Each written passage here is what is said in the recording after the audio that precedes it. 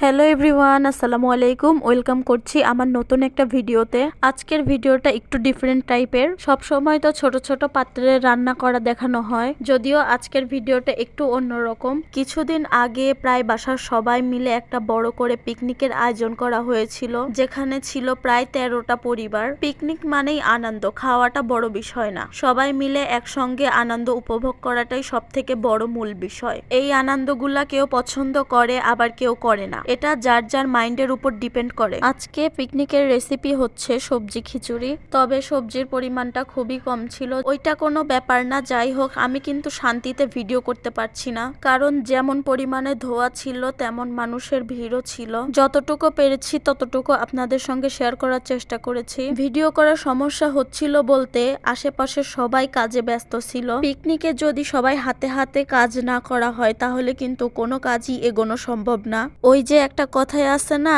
10 মিলে করি কাজ, হারি জিতি নাহি লাজ। যাই হোক, ভিডিওটা কেমন লাগলো অবশ্যই কমেন্ট করে জানাবেন। সবাই ভালো থাকবেন। আল্লাহ হাফেজ।